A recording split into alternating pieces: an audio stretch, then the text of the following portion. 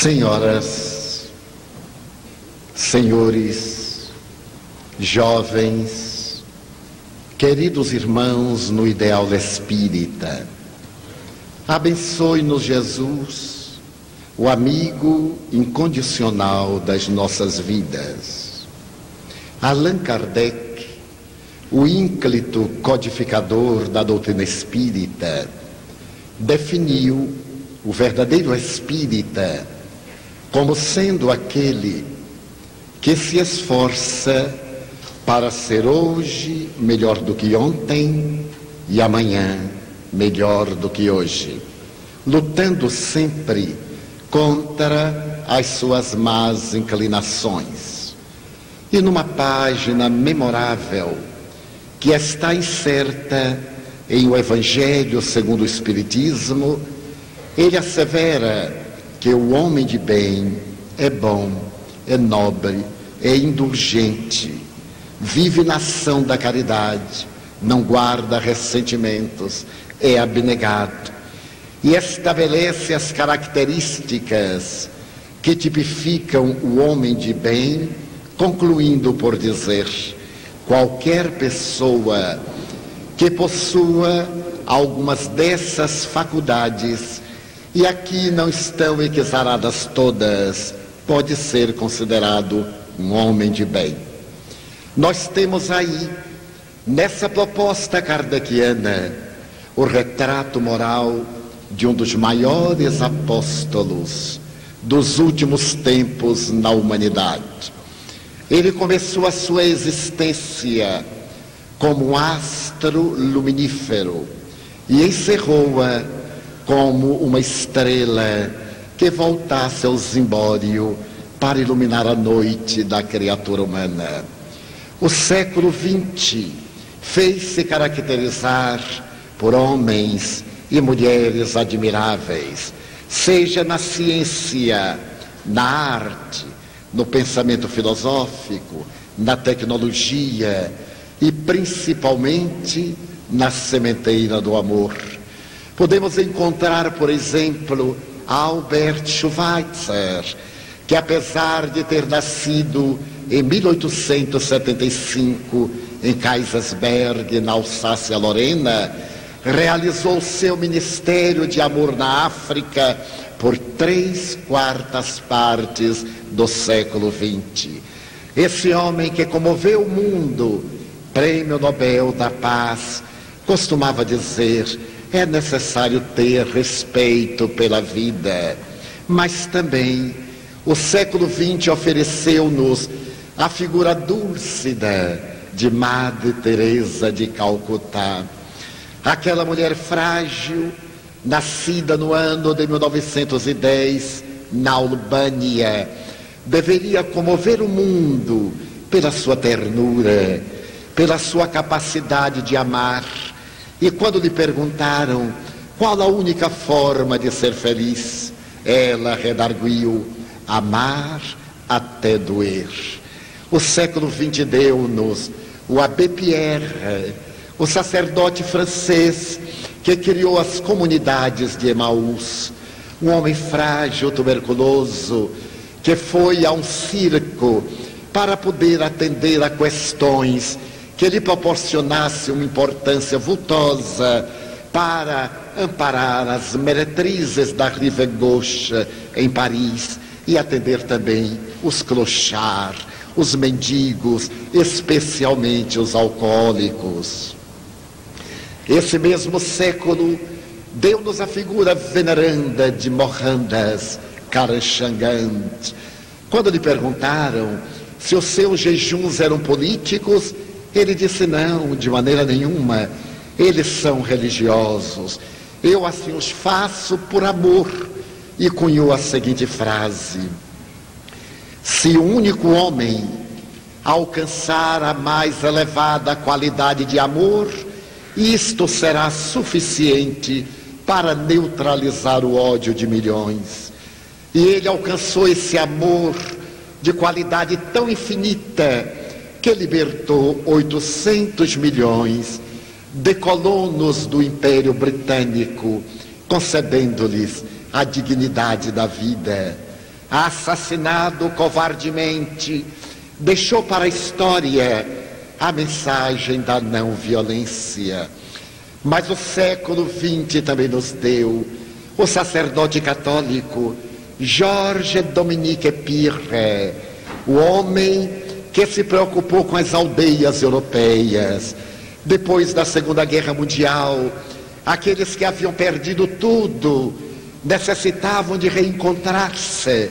E esse sacerdote pôs sobre os ombros a tarefa de encontrar um país que oferecesse um pedaço de terra para os atormentados e apátridas. Mas o século XX deu-nos a figura impoluta, incorruptível de Francisco de Paula Cândido Xavier, nascido no dia 2 de abril de 1910, no pequeno burgo de Pedro Leopoldo, de uma família modesta. Seu pai, vendedor de bilhetes da Loteria Federal, João de Paula Cândido Xavier. Sua mãe, Dona Maria João de Deus. Ele deveria ser um apóstolo da renúncia e a mais notável ponte entre a vida espiritual e a tormentosa jornada das criaturas humanas. Aos 4 anos de idade, quando sua mãezinha estava muito enferma e preparava-se para a desencarnação, modesta lavadeira do Rio das Velhas, ela o chamou ao seu leito e lhe disse: Chico, meu filho, todos lhe vão dizer que eu vou morrer ou que eu morri, mas não acredite. Irão colocar-me num caixão de tábuas e irão levar-me, mas é para o hospital. Assim que eu me refaça, eu retorno, meu filho. Não pranteie a minha saudade, porque eu voltarei. E logo depois, quando ela desencarnou e as pessoas dominadas pelo pranto viam aquele menino risonho, perguntavam-lhe: você não chora? A sua mãe morreu, Chico. Não, mamãe não morreu. Ela me disse que ia para um hospital e assim que se refizesse, ela voltaria. Eu agora vou aguardar que ela retorne. Já estava preparado esse espírito de Escol para a tarefa ímpar que desenvolveu na pátria do Evangelho, no coração do mundo, e comoveu a humanidade que com ele travou relações de amizade.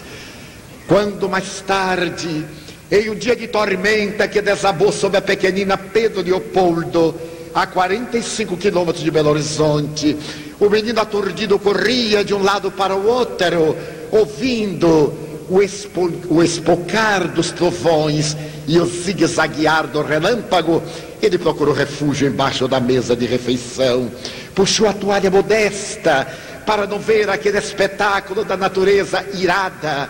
Foi então que ele percebeu a chegada de sua genitora. Chico, meu filho, venha comigo, não tema as coisas de Deus. E segurando-lhe pela mão, levou até o quintal e apresentou o balé mágico do relâmpago e o aplauso estrondoso do trovão. Começava, nesse momento de ternura, a mais excelente faculdade mediúnica da história, depois de Jesus e de Francisco de Assis. Chico Xavier desempenhará uma atividade que comove a todos aqueles que o conhecem na pequenina Pedro Leopoldo. Ele fala de seres espirituais que lhe aparecem no ar, de seres angélicos cujas asas psíquicas se ciam aos seus ouvidos, baladas pela ternura dos seus lábios. Ele trará notícias de pessoas totalmente desconhecidas que atravessaram as águas do Estígias na suave barca de Caronte. E quando, naquela situação, seu pai teve que distribuir os filhos porque não tinha recurso para mantê-los, ele foi para a casa de uma sua madrinha, que era portadora de um distúrbio de comportamento e que seria sua primeira mestra cravava-lhe garfos no baixo ventre para exorcizá-lo contra as forças espirituais que por seu intermédio traziam notícias da vida espiritual. Muitas vezes exigiu dele posturas humílimas e humilhantes para poder execrá-lo e torná-lo profundamente desditoso. Banhado de lágrimas, o menino Chico Xavier pedia à sua mãe que lhe trouxesse o refrigério e o conforto, e ela dizia-lhe em ondas de ternura: tem paciência, meu filho. A vida na terra é uma jornada de experiências iluminativas e a dor faz parte do nosso desenvolvimento moral. Tranquiliza-te. A tua madrinha, Rita de Cássia, é uma mulher muito boa, mas ela está doente. Tem compaixão. Apiada-te do seu desequilíbrio, porque eu estou providenciando uma mãe generosa para ti. Foi quando seu João Xavier enterneceu-se por uma jovem de Pedro Leopoldo chamada Cidália. Ele necessitava de reconstruir o lar, e ao propor-lhe casamento, essa mulher admirável, modesta, uma mulher do povo que catava lenha para vender, disse-lhe: eu aceito sim o consórcio contigo, porém sob uma condição: que reúnas todos os teus filhos e traga-os para a ternura da nossa casa. À medida que nasçam outros filhos, eu os criarei no meio dos teus filhos e de Dona Maria João de Deus. Assim voltavam os filhos do senhor João Xavier e de Dona Maria João de Deus para as mãos ternas de Dona Cidália. Naturalmente a ternura envolvente e o carisma de Chico Xavier envolveriam a senhora em ondas de felicidade e plenitude. E não tendo ele a quem narrar as experiências multifacetadas da sua faculdade mediúnica, ele contava-lhe: Cidália, muitas vezes eu estou no quintal e olho para a nossa casa e vejo sobre ela um verdadeiro arco-íris de espíritos que me acenam, pessoas que eu conheci aqui em Pedro Leopoldo e outras de quem eu jamais tive notícias. Eles se me apresentam fulgurantes como estrelas, mas de um colorido variegado infinito. E a pobre senhora, semi-alfabetizada, perguntava-lhe: Chico, como é isto? Eu também não sei. O que eu sei é que eu vejo além das dimensões da minha vista física. Na escola, ele lograra fazer uma das mais belas dissertações, que levantou suspeita da mestra, mas ele explicaria que um homem acercou-se-lhe e ajudou na dissertação. O sacerdote, que muitas vezes escutava em confissão, aturdia-se com a revelação maravilhosa daquele menino, especialmente no momento da Eucaristia Católica, quando pessoas modestas e afervoradas acercavam-se da mesa de comunhão. E a hóstia transformava-se em uma verdadeira oblata de luz que, após deglutida, iluminava a pessoa interiormente. Mas as dificuldades prosseguiam, a vida laboriosa da família, as lutas do pai que não chegavam para atender às necessidades do lar. E ele foi trabalhar numa indústria têxtil aos 11 anos, aspirando fragmentos de tecidos, enfermaria gravemente. E mais tarde iria trabalhar em uma modesta casa de secos e molhados. E contaria que não podia compreender como, muitas vezes atendendo às leiras de alho e de cebola, acercava-se dele um homem de semblante triste, que lhe dizia chamar-se Augusto dos Anjos, que era poeta, e falava-lhe palavras para ele totalmente desconhecidas, e te cantava a beleza do universo em versos alexandrinos, com rimas em polissílabos dos mais difíceis da língua portuguesa. Ele se enternecia até o ano de 1927, quando uma sua irmã enfermou gravemente. Tomada por um desconcerto psicológico e um aturdimento mental, ela teve necessidade de ser internada. E a família recorreu a um casal que em Pedro Leopoldo realizava experiências espíritas. O casal Perácio. Chico Xavier estava presente e naquela oportunidade foi ele o instrumento da comunicação do ser espiritual que atenazava a sua irmã, que se iria recuperar logo depois dessa extraordinária atividade desobsessiva. Mas naquela mesma noite, no mês de julho, ao tomar de um lápis e papel com celeridade elétrica, ele começou a escrever e ao terminar, a senhora Perácio decantaria e falaria. Enquanto este rapazito escrevia, eu vi que sobre ele caía uma chuva de livros de todos os tamanhos, com características variadas, apresentando páginas de ciência e de religião, de filosofia e de literatura. Ele será um médium escritor, o mais completo que a humanidade jamais teve nos seus quadros. Começaria aí agora a saga do menino pobre de Pedro Leopoldo, que no ano de 1932, através da veneranda Federação Espírita Brasileira, publicaria a obra Parnaso de Além Túmulo, uma coletânea de poetas do Brasil e da Além-Mar, que iriam sensibilizar a Academia Brasileira de Letras e receber de Menotti del Picchia, imortal por São Paulo, os mais efusivos encômios. Humberto de Campos, que se encontrava reencarnado, ao ler a obra, ficou totalmente fascinado e disse aos seus pares: se isso se trata de um pastiche, aquele que o fez merece não apenas uma cadeira em nossa academia, senão várias. As dificuldades tornavam-se cada dia mais desafiadoras, porque a mediunidade com Jesus é uma tarefa sacrossanta, que tem as características da estrada da Úmbria, ou a via dolorosa que leva ao Calvário. E Chico Xavier começou a ser perseguido pela intolerância, pela perversidade de uns, pela indiferença de outros. Suave e gentil, jamais reagiu. Ele sabia que era necessário amar até doer, doar-se até perder a identidade do egoísmo.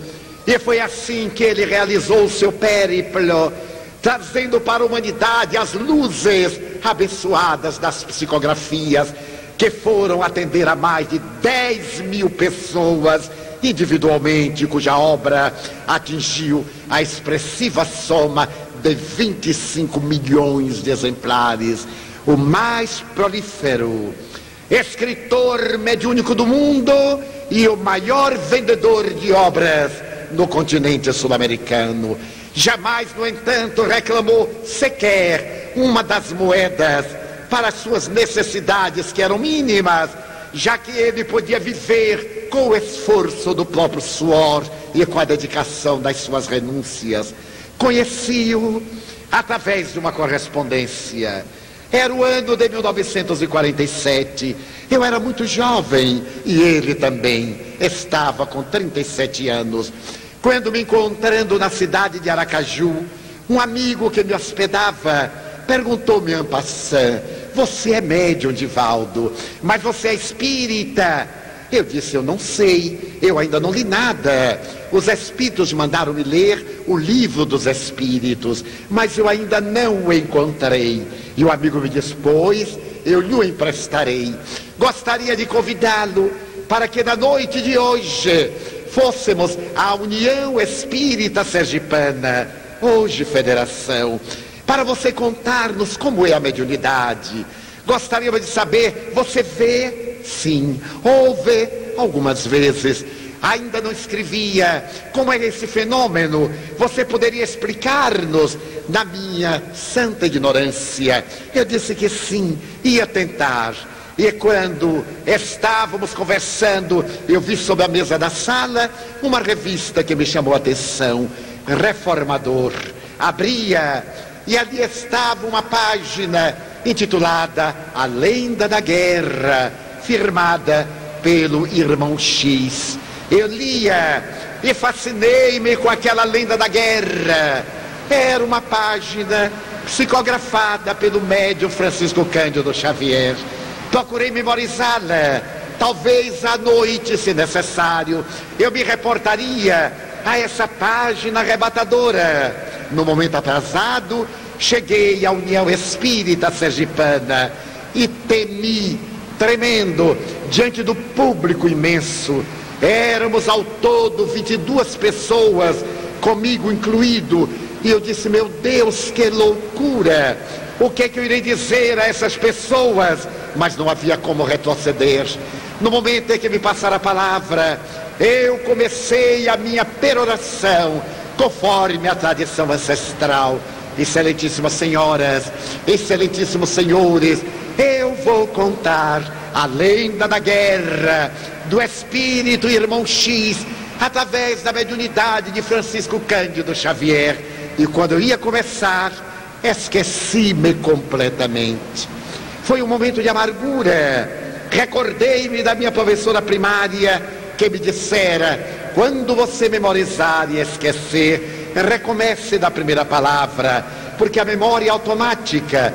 E eu outra vez, excelentíssimas senhoras, excelentíssimos senhores, eu vou contar a lenda da guerra, e esqueci-me outra vez. Então, aturdido, suarento, eu disse: eu não vou contar nada, porque eu me esqueci. E sentei-me. No momento em que eu me sentei, eu vi adentrar-se um cavalheiro de meia estatura, óculos de aro fino, a cabeça um tanto desproporcional, um olhar melancólico. Chegou-se até mim, colocou a mão no meu ombro e disse: ponte de pé. Aqueles que pretendem servir a Jesus estão sempre de pé. Fala, eu falarei contigo e por ti. Eu sou Humberto de Campos. Eu levantei-me, disse um momentinho, e comecei a falar. A emoção, a inspiração, a semilucidez eram de tal forma que eu raciocinava: meu Deus, como eu sou inteligente. Só que eu não sabia que eu era tão inteligente. Como é que eu sabia de tanta coisa que eu não sabia? E falei até 40 minutos, quando cessou aquele fluxo, e eu então parei e agradeci. O irmão presidente, emocionado, disse: mas Divaldo, que coisa maravilhosa. Eu era pouco modesto e disse: eu também achei aquilo fenomenal. E ele perguntou-me: e você falaria novamente amanhã? Eu disse: claro que eu falo. Havia sido tão fácil. E claro, no dia seguinte, quando eu cheguei, eu fui entrando e a sala estava repleta, mais de 100 pessoas. Na minha ingenuidade, eu perguntei a alguém: o que é que vai ter aqui? A pessoa disse: é um rapaz que vai falar. E quem é ele? É você. Eu adentrei-me trêmulo, mas no momento atrasado, levantei-me e repeti o espetáculo. Excelentíssimas senhoras, excelentíssimos senhores. E esperei o Espírito chegar. E ele não chegou, mas eu tinha um mecanismo. Eu vou contar a lenda da guerra do espírito Humberto de Campos, através do médium Francisco Cândido Xavier. E esqueci-me. Então eu olhei para o povo e disse: olha, eu vou confessar-me. Ontem eu memorizei esta lenda e esqueci-me. Veio um espírito e falou por meu intermédio. Eu agora nem me lembro da lenda, nem o espírito está aqui. Muito obrigado, está encerrado. E sentei-me. Quando me sentei, eu escutei a mesma voz: ponte de pé. Esta é a primeira lição. Chama-se responsabilidade. Como tu aceitaste um convite para dar uma mensagem e tu não tens nenhuma mensagem, eu hoje vou falar, porque todas essas pessoas vieram para receber uma mensagem. Não será por ti, mas será por eles. E eu disse mentalmente: pelo amor de Deus, o Senhor fale, Tire-me dessa situação e eu lhe prometo que nunca mais serei leviano. Eu disse: um momentinho que ele acaba de chegar. E então proferi a conferência. Foi assim o meu debut, um debut muito especial. E nessa noite Humberto de Campos me disse: escreve a Chico Xavier, pede-lhe que te dê alguns conselhos, ele te vai ajudar, eu me encarregarei de informá-lo. Quando retornei a Salvador, eu fiz uma carta a Chico Xavier, mas uma carta protocolar, cerimoniosa: excelentíssimo senhor Francisco Cândido Xavier. E uns 2 meses após, eu recebi a resposta: meu querido irmão Divaldo, você é tão jovem. Humberto falou-me a seu respeito. E eu fiquei intrigado. Como ele podia saber que eu era jovem? Ele na carta descrevia-me e dizia-me que, curioso, quando recebeu minha carta, pediu ao seu guia Emmanuel para que ele desse alguns dados sobre mim. E Emmanuel levou em desdobramento parcial pelo sono até a casa em que eu vivia, e ele descreve o meu quarto, inclusive uma fotografia que eu tinha à parede aos pés da cama, do venerável espírito José Petitinga, pioneiro do espiritismo na cidade do Salvador. Assim começamos a nossa correspondência. Foi um ano depois, em 1948, no mês de março, que aquela família que me levou a Aracaju, estando em Belo Horizonte, convidou-me para passar férias no seu lar. Chegando pela manhã, eu tive a notícia de que naquela tarde Chico Xavier estaria chegando a Belo Horizonte. Ele tinha um relacionamento muito íntimo com a família Cavalcante, a senhora Lucila e seus 2 filhos, que residiam à rua Tupinambás, número 330, Foto, Minas. E alguns amigos iriam recepcioná-lo. A ansiedade para conhecer Chico Xavier foi além das minhas possibilidades de controle. Aguardei com essa perspectiva de quem anela por um sonho tornar-se realidade.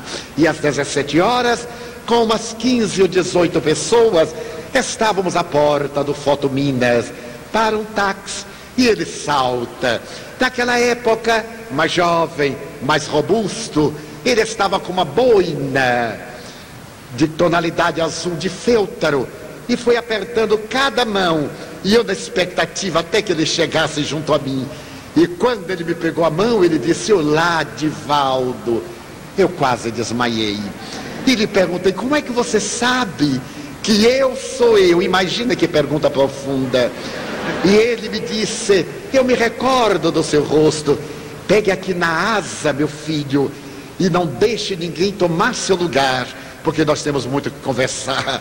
Nem era necessário que ele sugerisse, porque eu colei como um durex, e não havia quem me afastasse. Achava que você dizia: ô Chico, eu digo pelo outro lado, porque esse lado estava comprometido. Assim nos encontramos, ou reencontramos. A verdade é que na sexta-feira, dia das reuniões públicas, lá estava eu, em Pedro Leopoldo, a seu convite, para ser seu hóspede, para participar das experiências notáveis do Correio de Luz. E no dia seguinte, quando despertamos e íamos fazer o de jejum na casa de sua irmã Luísa, que ficava muito próximo, e atravessávamos pelo quintal à sua casa, ele parou diante de roseiras e, olhando uma delas, uma príncipe negro, ele começou a falar com a rosa e a sorrir. Eu olhei e fiquei aturdido, e disse de mim para comigo: ele está falando com a rosa. Quando ele se voltou, eu perguntei: você está falando com a rosa, Chico? Estou, meu filho. E você ouve o que ela responde? Ouço. Eu fiquei com tanta pena dele. Eu disse: coitadinho, é um grande médium, mas os médiuns parecem que têm um parafuso extra, porque não é possível que ele ouça as rosas. Mas não lhe disse nada, é claro.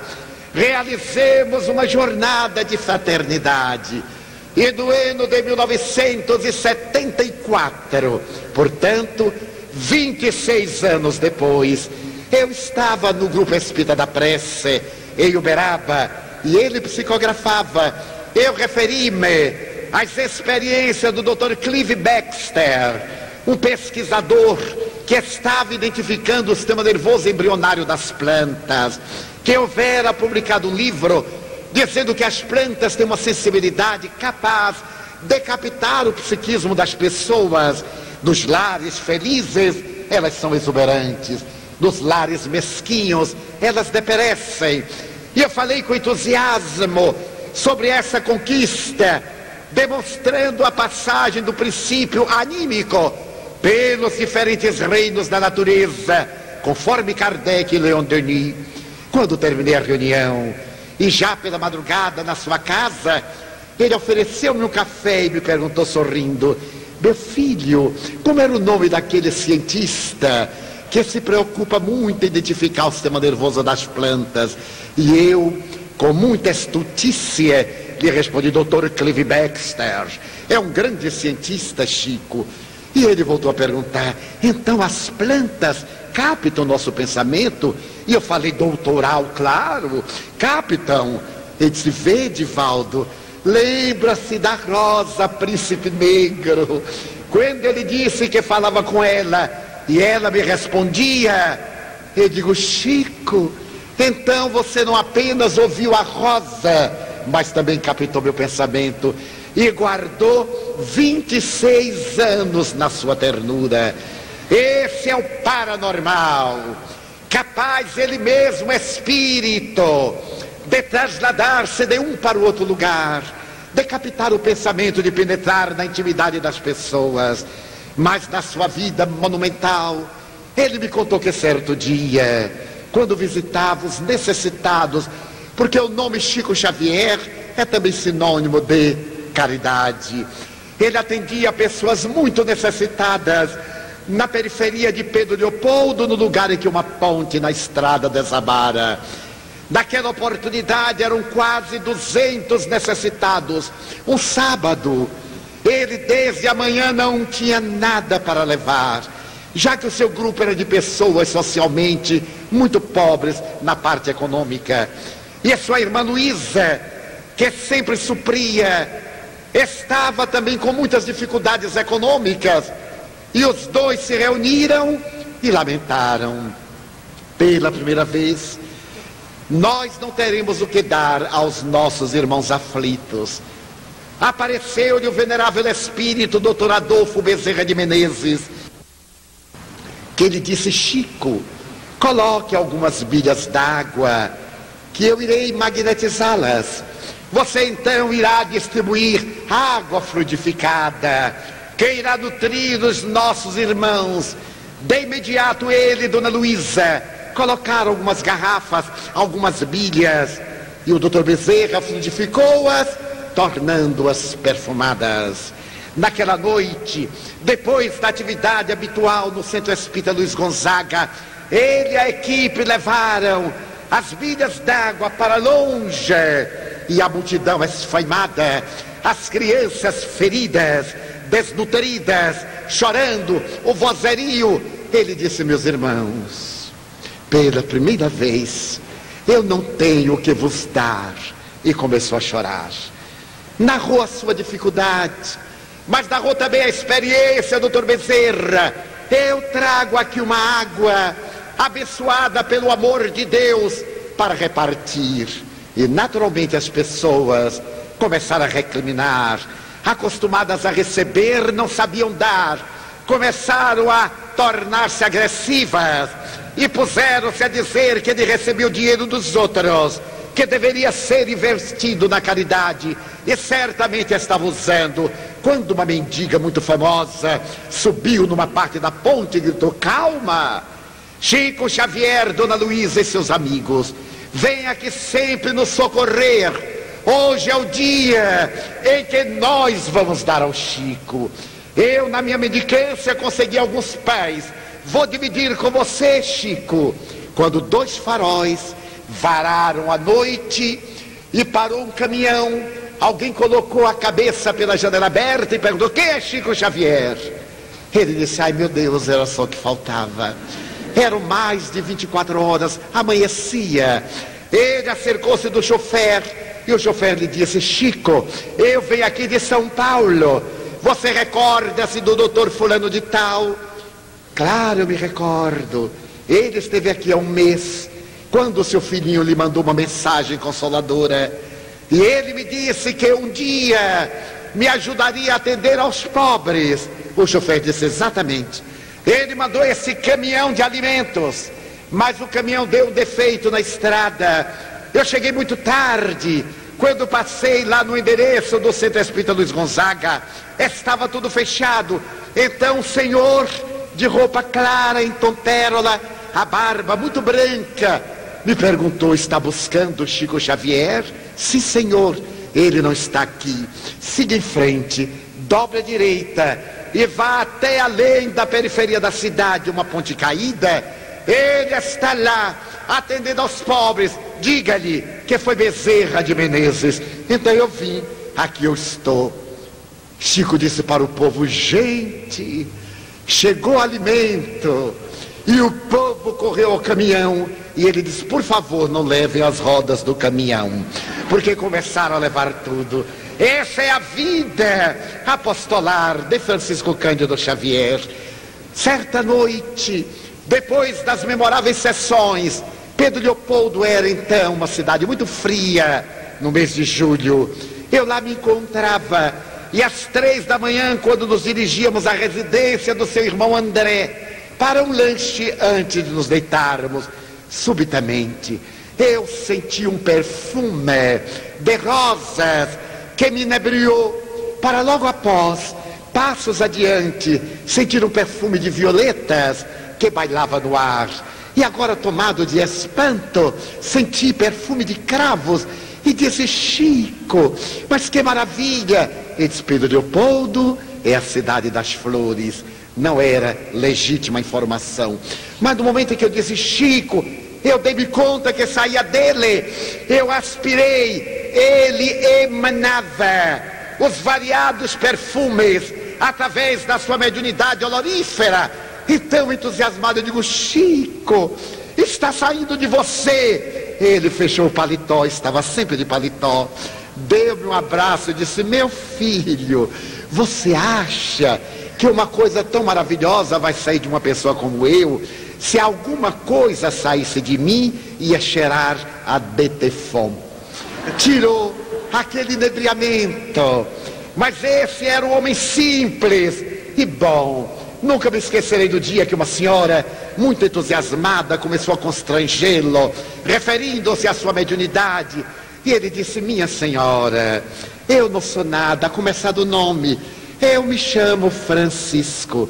Se tirar o Fran, só resta o Cisco. Se você deseja saber da minha mediunidade, imagine um sapo com uma vela acesa na cabeça. A vela acesa é a mediunidade. Na hora que apagar a vela, o sapo se atira no charco e desaparece no anonimato. Esse era o apóstolo da renúncia e da humildade legítima, sem nenhum disfarce, sem nenhuma colocação de natureza perturbadora. Ele se considerava realmente assim. Mas foi no ano de 1955 que eu tive a oportunidade de vivenciar um dos grandes momentos da vida de Chico Xavier. Estávamos em Pedro Leopoldo e, ao terminar as atividades nas 2 noites de sexta e sábado, ele me disse, ao terminar a reunião do último dia: meu filho, hoje é domingo, pois era madrugada, nós iremos visitar uma família muito pobre que mora aqui perto, na Lapinha. Era um aglomerado de casas a alguns quilômetros de Pedro Leopoldo. Nós estamos com alguns visitantes de São Paulo, o Dr. Francisco Pereira de Andrade, sua esposa, e a sua cunhada. Eu gostaria de levá-lo e a eles para visitar Lia e Conceição. Ah, Divaldo, Lia é uma moça tão bonita. Ainda estavam na memória os meneios de Rita Hayworth, a célebre Gilda. Lia é como Gilda, bonita, o cabelo maravilhoso. E começou a falar-me de Lia, e a minha imaginação a delinear uma figura hollywoodiana. E no domingo, a hora aprazada, às 16 horas, ele me disse: eu estou indo lá, porque elas me apareceram enquanto eu psicografava. Conceição chegou-se até mim e disse: Chico, pelo amor de Deus, estamos morrendo à fome e ainda não terminou a nossa existência. Venha à nossa casa trazer-nos alguma coisa. E contou-me que fazia muitos anos ele estava psicografando um dia, quando adentra-se pela sala de atividades um espírito formoso do século XVII, trajado à espanhola, com todo o requinte, aquela indumentária maravilhosa entretecida de luz, e acercou-se dele e disse: Chico Xavier, eu fui muito amiga de sua mãe, eu sou Conceição. E ele lembrou-se que na sua infância Dona Maria João de Deus dizia: quando o sofrimento bate à minha porta, eu resigno-me ante as dores de Dona Conceição. Ficou-lhe na memória, e agora ela vinha dizer: estou necessitada de ajuda. Eu e a minha neta, Chico, estamos morrendo à fome. Nós moramos aqui na Lapinha, estamos muito doentes. Se você puder, vá levar alguma coisa para manter nosso corpo, porque a nossa tarefa ainda não terminou. Quando ele recobrou a lucidez e se formou, ele conseguiu trazer de volta a seguinte história. Nos velhos anos do século XIX, em uma fazenda próxima a Belo Horizonte, morava um homem que era proprietário de longas terras no célebre Curral del Rei. E esse homem apaixonou-se por uma jovem de peregrina beleza que morava noutra fazenda, cujos pais eram muito ricos, uma moça de 15 anos, e ele pediu-a em casamento. Naquele tempo não havia oportunidade de que os futuros cônjuges conhecessem-se. Ela o viu no dia do noivado e voltou a vê-lo no dia do casamento. Foi levada para a grande propriedade. Da noite de núpcias, ela teve ideia de quem era o esposo. Era um psicopata que a violentou de maneira bárbara, e que à medida em que os dias se passavam, demonstrou um ciúme mórbido, a ponto de queimá-la as partes pudentes com uma acha de lenha em brasa, o que lhe provocou uma ferida que durante muitos anos, com aquele pudor do século XIX e o começo do século XX, ela não podia cuidar. Assim mesmo concebeu, tornou-se mãe, e quando a sua filha nasceu, ela voltou-se totalmente para a filha, ante os tormentos do marido psicopata. A filha cresceu e consorciou-se com outro fazendeiro. Ela nunca mais teve direito de ver a filha, exceto quando a filha deu à luz a uma criança e ela foi ajudá-la. Mas quando a criança nasceu e a paradeira mostrou-a, a mãe teve uma crise histérica, porque a criança tinha a cabeça normal, mas o corpo era deformado, era retorcido. Naquele desespero, ela pegou a criança ainda com a placenta, atirou-a pela janela e entrou num delírio de loucura. Dona Conceição, a avó, correu, seccionou a placenta e, também dominada por um desvario qualquer, adentrou-se pela mata e desapareceu. Não se soube mais notícia de Dona Conceição, nem da neta, que ela iria chamar Lia. Deambulavam pelas aldeias distantes, e anos após, a menina agora adulta, porém deformada, a cabeça normal, mas o corpo, que deveria medir uns 6 palmos no máximo, apareceu na Lapinha. E Chico então me disse: ah, Divaldo, elas estão completando um karma doloroso, porque Dona Conceição era a mãe da personagem X, responsável por várias loucuras da Inquisição Espanhola, e Lia era sua irmã. Muitas vezes apontaram herdades e pessoas para serem levadas ao santo ofício, terem o corpo despedaçado e elas apropriarem-se dos bens. Retornaram e agora, numa expiação luminosa, resgatam a última etapa. Lia está no lugar feito de varas, de pé e outras na horizontal, com alguma palha, e o seu corpo entanguido ali. Ela é cega, surda, muda, mas quando ela me ouve, ou quando ela capta a minha irradiação, ela se agita, ela sorri, a ponto das funções orgânicas perderem o controle dos esfíncteres. Mas ela é tão linda. Corriam-lhe lágrimas. E ele disse: você sabe, a minha vida é muito solitária.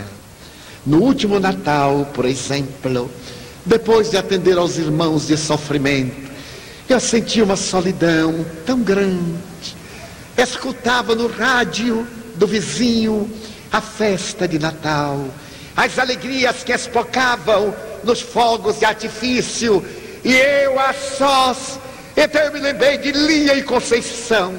Peguei um táxi e fui até a Lapinha.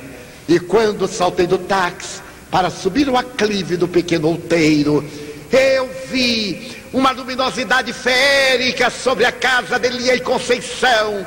Um coral de vozes que cantavam melodias transcendentais. E quando me aproximei da porta, lá estava Eurípides Barçanulfo, mas na condição de Marte cristão, conforme está narrado no livro Ave Cristo, por volta do ano 172 da nossa era. Então Eurípides me disse: seja bem-vindo, vamos celebrar o Natal de Jesus diante da dor e do infortúnio. Levei poucas coisas, biscoitos, um pouco de chocolate que eu próprio fui preparar para repartir com as minhas irmãs. Lá é um pedaço do reino dos céus. Na minha imaginação, eu comecei a construir o que a doçura de Chico falava. Estive com o Dr. Francisco Pereira de Andrade, na época, um dos 3 diretores do próspero, então, Banco do Estado de São Paulo. Dirigimos-nos a Lapinha, e quando chegamos, eram no máximo 6 casas à volta, e no pequeno outeiro, uma casa de taipa, com vários orifícios por onde o vento frio entrava, dando gargalhadas que zombavam da pobreza. Quando nós fomos chegando, a porta se abriu e uma senhora nonagenária, arroxeada de frio, pés descalços, um vestido transparente sem roupa interna de proteção. Ela olhou-nos, olhou para o Chico e disse: ô seu Chico, ontem à noite eu estive com vós, eu sonhei com vós, eu indo lá no centro e pedindo pelo amor de Deus um pouco de comida. Ele me olhou, ali estava a confirmação. Dona Lúcia Pereira de Andrade, com um casaco de peles de alto preço, vendo aquela mulher tiritar de frio, ela tirou o casaco, vestiu na veneranda senhora, que não podia imaginar o preço daquele agasalho. Adentramos-nos. Chico levava carne no bolso, Dona Luísa levava uma cesta com alimentos. Nesse ínterim, dirigimos ao quarto em que estava Lia. Conceição foi à cozinha e quando voltou, o casaco já estava com borralho. E Chico jovial disse: ei, Conceição, já tirou o selo, hein? Que beleza! Então Dona Luísa chegou e quando eu olhei, só a imaginação de Chico. Em verdade, Lia não era nenhum espécime de beleza rara. Era um rosto comum, a cabeleira desgrenhada, os olhos abertos, ela agitada com a presença psíquica que ela captava do Chico. Era ele que lhe cortava os cabelos, que lhe cortava as unhas. Então Chico passou a mão na testa: oi, Lia! E ela agitando-se. Então Dona Luísa descobriu-a e podemos ver-lhe o corpo retorcido, a lei de causa e efeito. Ela estava colhendo o resultado da sementeira de espinhos, mas estava colhendo de maneira feliz a cegueira, a mudez, a surdez, e ela, jovial, ria em esgares. Chico cobriu-a e disse: Luísa, ela tem pudor, Luísa, não faça isso. Então ele começou a cantar para Lia, a pentear-lhe os cabelos. Dona Conceição colocou-se de pé. Era uma cena digna do pincel de Rafael Sanzio ou de Miguel Ângelo. As lágrimas nos corriam pelos olhos de todos, e ele cantando para ninar, até que a pobrezita adormeceu. Retornamos, mas antes de sair, o doutor Francisco Pereira de Andrade disse: Chico, eu sou provedor da Santa Casa de Misericórdia de São Paulo. Se você quiser, eu as levarei e as internarei, diminuindo-lhes a amargura. Que lhe parece? Eu ouvi a mais bela lição de caridade da minha vida, porque Chico olhou os olhos em pranto e disse: Andrade, Deus lhe abençoe a prodigalidade, mas se Deus colocou-as aqui, é porque elas devem expungir aqui. Eu tenho a impressão que se elas forem transferidas, elas desencarnarão. Amam-se de tal forma que o amor de uma sustenta a outra. É uma questão de tempo. Quando uma desencarnar, menos de 10 dias a outra viajará.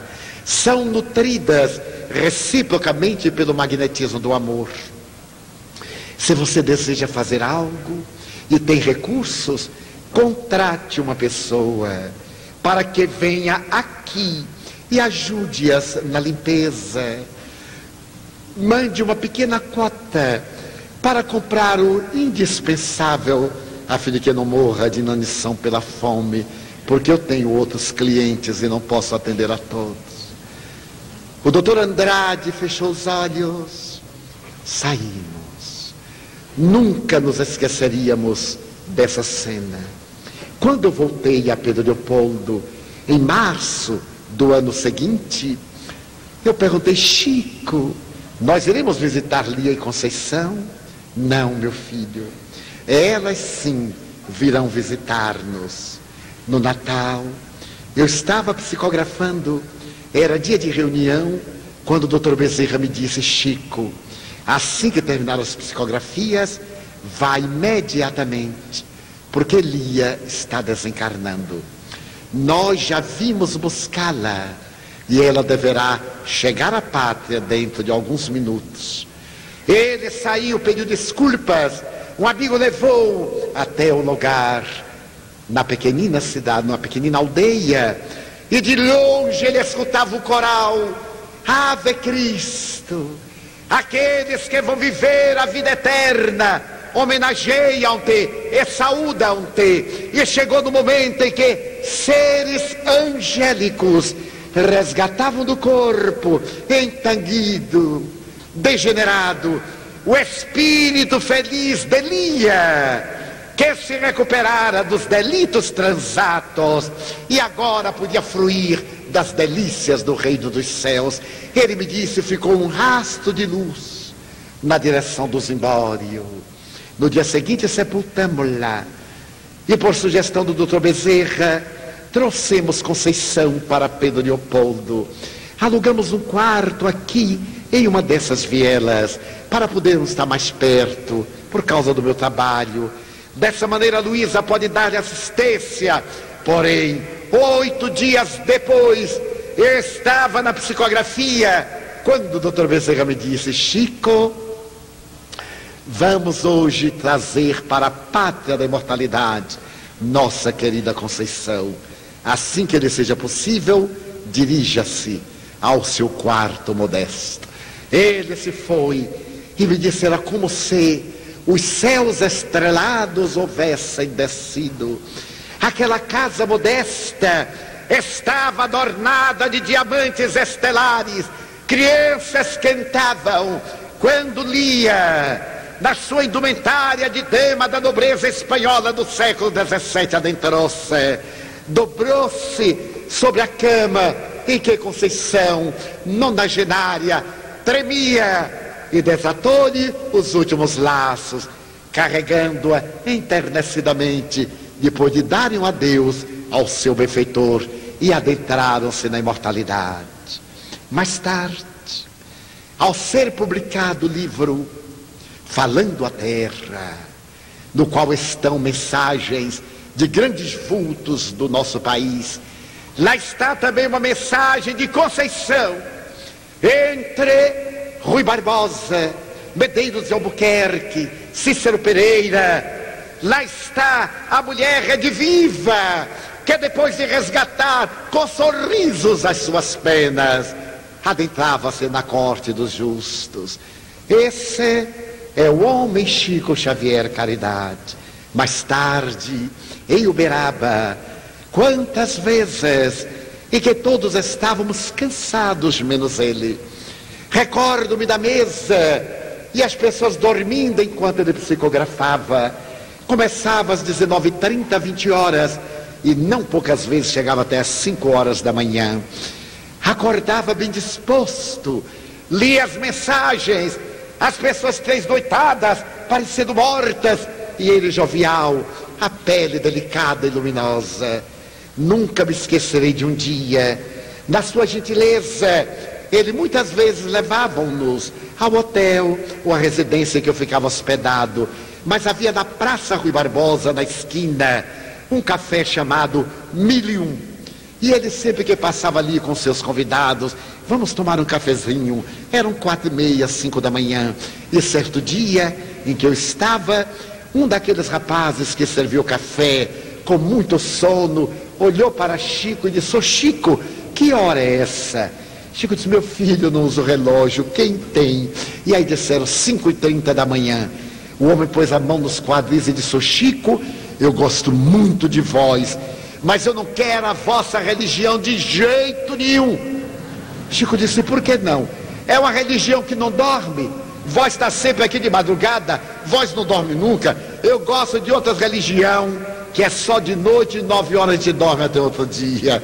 E o Chico disse: "No espiritismo, meu filho, muita gente dorme." E eu completei durante a sessão mediúnica. E diz que está desdobrado, sem dúvida, pelo sono fisiológico. Esse era o indivíduo que sensibilizava. E qual foi o fato mais importante da sua vida, Chico Xavier? E disse: o mais importante foi um dia que eu tinha um compromisso muito grave. Deveria ir ao banco para cuidar de uma providência que era inadiável. O ônibus que me levava do bairro até o banco tinha horários, e na hora que ele passou, eu ia entrando quando uma criança vinha correndo e disse: "Sou Chico!" E eu digo: meu Deus, se eu viajar, eu decepciono a criança. Se eu esperá-la, o chofer não vai ficar. Eu tive aquele titubeio, e entre uma criança e causar uma decepção a uma criança e perder um compromisso meu, eu disse ao chofer: "Pode ir, fica para amanhã." A criança veio correndo, arrancou um malmiquer que estava no caminho e disse: "Sou Chico, eu quero dar um abraço do senhor, sou Chico. Eu lhe quero tanto bem. Toma esta flor que eu trouxe do Jardim de Deus, que era a rua, como a flor do meu coração." E então ele, enternecido, abraçou a criança e disse: "Foi um dos maiores momentos da minha vida." Nós contamos os momentos pelos triunfos mundanos, pelas glórias, pelos títulos da ilusão. Ele contava os momentos pela ternura.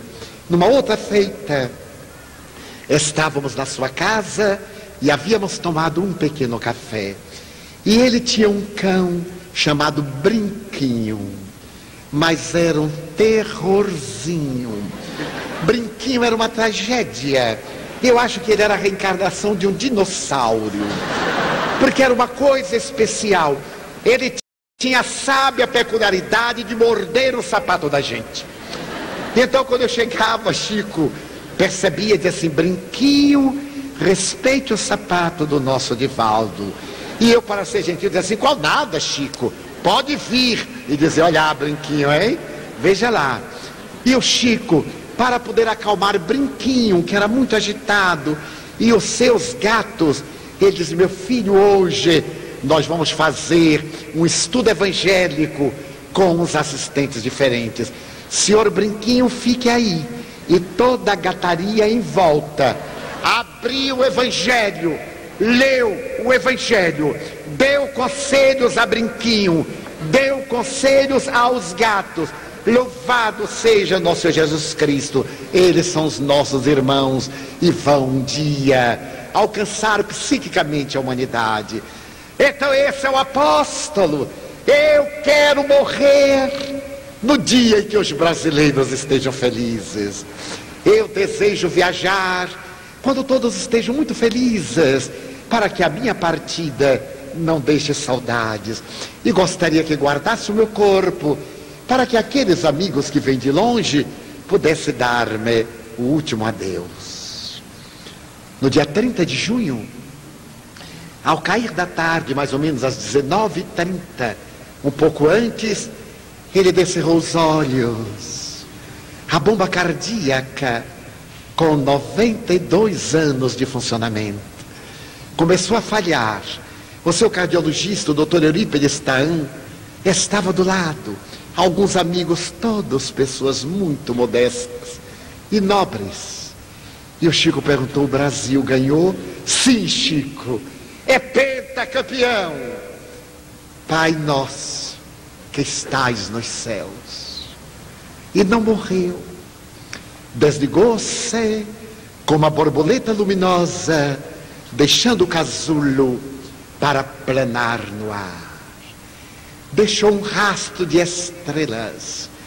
Por certo, se nessa noite algum astrônomo estivesse olhando o hemisfério sul, veria um rastro luminífero na direção da estrela de Magalhães, que naturalmente ia dar mais vigor a essa estrela de primeira grandeza.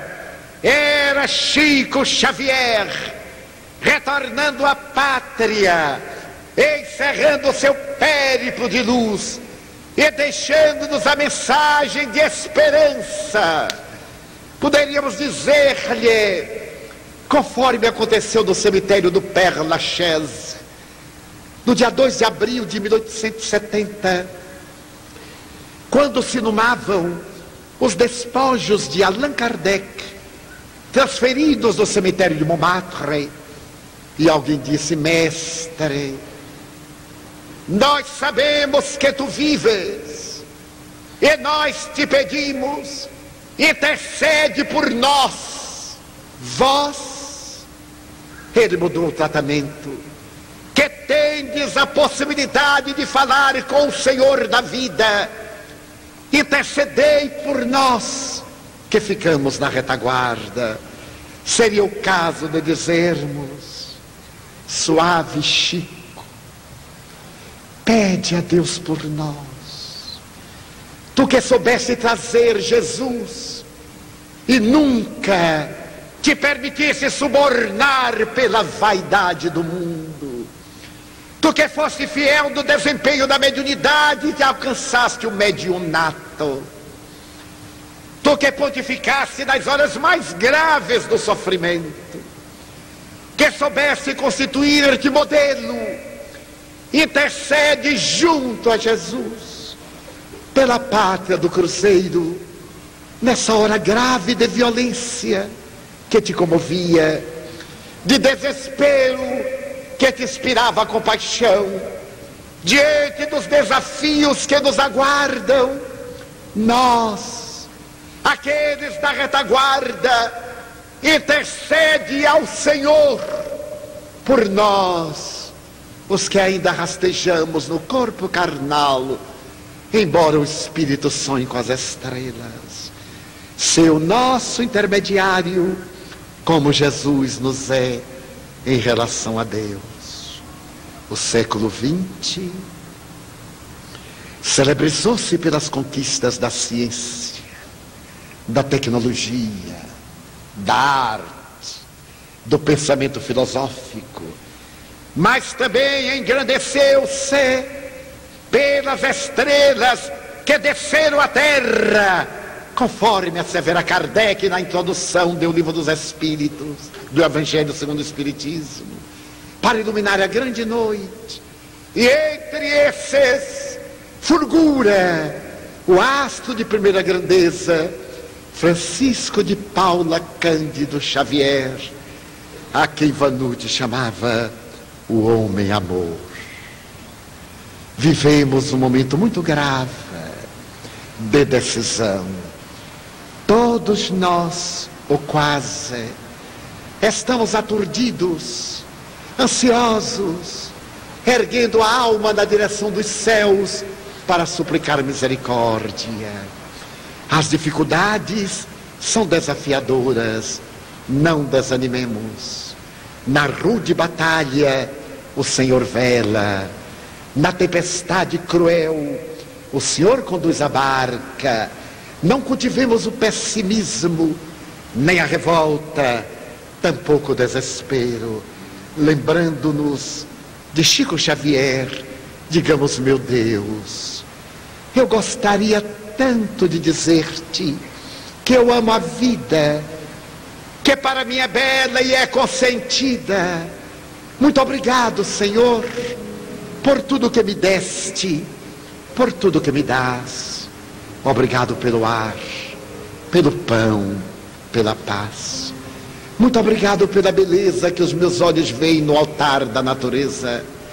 Olhos que fitam o céu, a terra e o mar, que acompanham a ave ligeira que corre fagueira pelo céu de anil e se detém na terra verde salpicada de flores em tonalidades mil.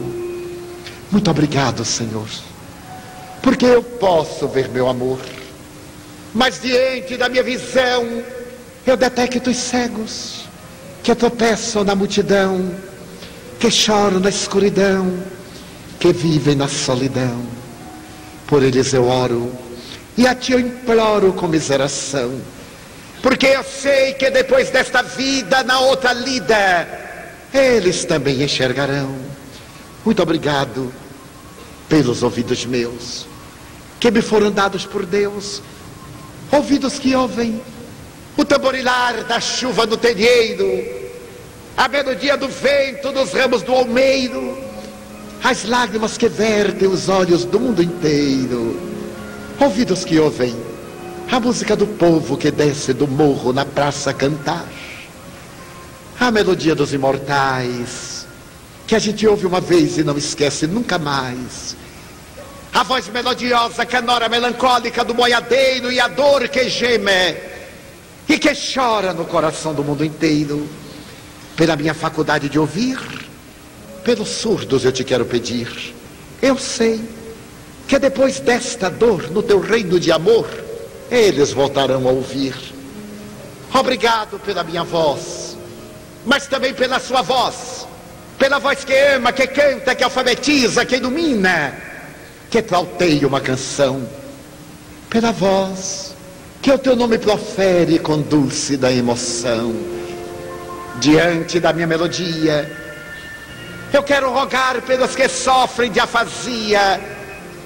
Eles não cantam de noite, eles não falam de dia, mas eu sei que depois desta prova, na vida nova, eles cantarão. Obrigado pelas minhas mãos, mãos que aram, mãos que semeiam, mãos que agasalham, mãos de ternura que libertam da amargura, mãos que apertam mãos de caridade, de solidariedade, mãos dos adeuses que limpam feridas, que enxugam lágrimas e dores das vidas, pelas mãos que atendem a velhice, a dor, o desamor, pelas mãos que no seio embalam o corpo de um filho alheio, sem receio, e pelos pés que me levam a andar sem reclamar. Obrigado, Senhor, porque eu posso caminhar. Diante do meu corpo perfeito eu te quero louvar, porque eu vejo na terra aleijados, amputados, marcados, paralisados, e eu posso bailar.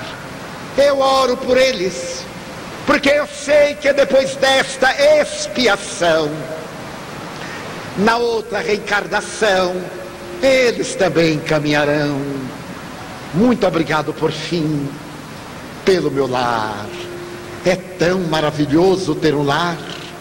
Não é importante se este lar é uma mansão, uma favela, um ninho, uma tapera, um grabato de dor, um bangalô, seja lá o que for, mas que dentro dele exista a figura do amor, amor de mãe ou de pai, de mulher ou de marido, de filho ou de irmão, a presença de um amigo, alguém que nos dê a mão, pelo menos a companhia de um cão, porque é muito triste viver na solidão.